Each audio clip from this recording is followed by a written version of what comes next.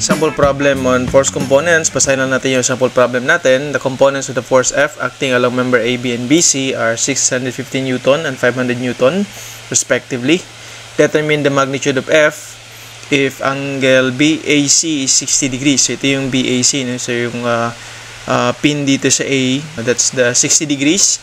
Tapos, ito yung ang force F natin. Tapos, ito yung member AB and member BC. So, kung i-drawing natin yung figure natin into a free body diagram, no? So, meron tayong forces dalawa, no? Components na forces. We have BA, so from point B, yung direction ng dalawang components natin, since ito yung direction ng F natin, so yung magiging force components natin is BA, directed from B to A, and then we have BC, directed from B to C. Tapos, ito yung mga given na angles. Of course, yung angle na dito, no, yung A, BAC 60 degrees, so magiging ito na yun, no, 60 degrees. Ito yung angle between the horizontal and force BA. Tapos ito naman yung 45 degrees. This is the angle between the horizontal line and BC. So ito yun, no. So kung i-drawing natin, ito yung horizontal natin na line. Yan. Tapos yun. Member AB, yun, ito yung angle. So, from the horizontal to the member. Tapos, ito naman, from the horizontal to the member. So, ganun lang din dun, no? Pag ito-drawing natin, from the horizontal to the member, pareho lang din yung angle na makukuha natin. 60 degrees and 45 degrees. And then, of course, given ulit yung BA and BC, no? So, ito na yung magiging figure natin. Pero, pag i-analyze natin, of course, mas madali pag i-analyze natin siya as a triangle. No? So, i-drawing natin ulit. Ipo-project lang natin yung, ito yung member na to, no? So, si member BA, ipo-project natin dito sa kabila. Ito na yung force F. Tapos, meron tayong member BA or force BA. Tapos, meron tayong force BC. So, parang kung lalagyan natin siya ng label dito. So, ito yung point B. And then, ito yung force F natin. Tapos, ito yung point C. Of course, no? Tapos, yun, ito yung mga given na degrees or angles. You have 45 degrees and then you have 60 degrees.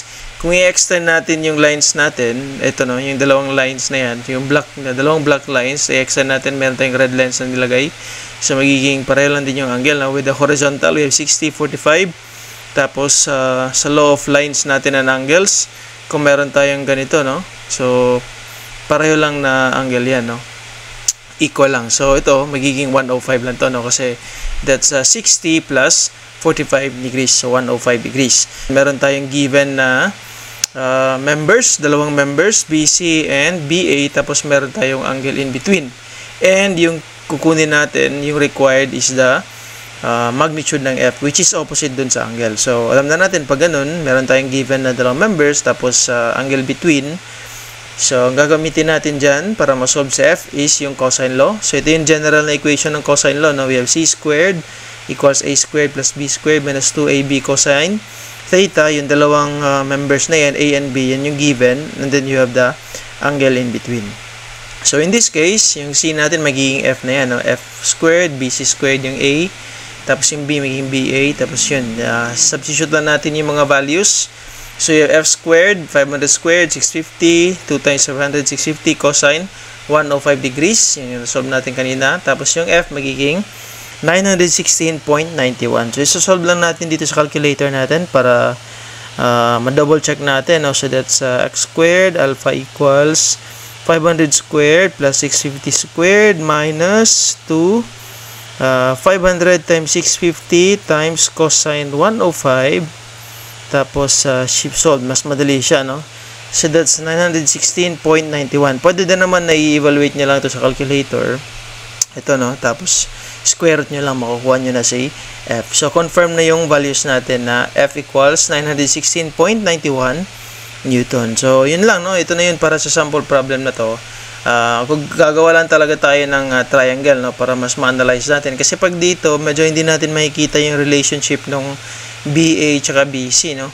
Kapag ganito lang yung i-drawing natin. So, pag gagawin natin ganito, no? Gagawa tayo ng force triangle, mas madali nating makuha yung mga relationship between the given na members tsaka yung required na magnitude ng f. Tapos yun, pwede nating check kung pwede bang gamitin si cosine law or sine law. So in this case, yung ginamit natin is cosine law. So kabisaduhin nyo lang yung cosine law tsaka yung sine law for triangles. No? So yun, I think yun para sa sample problem na to. And see you again sa mga next sample problems natin sa statics at saka sa iba pang subjects related sa engineering and physics. No? Again, thank you for watching and see you sa mga next sample problems.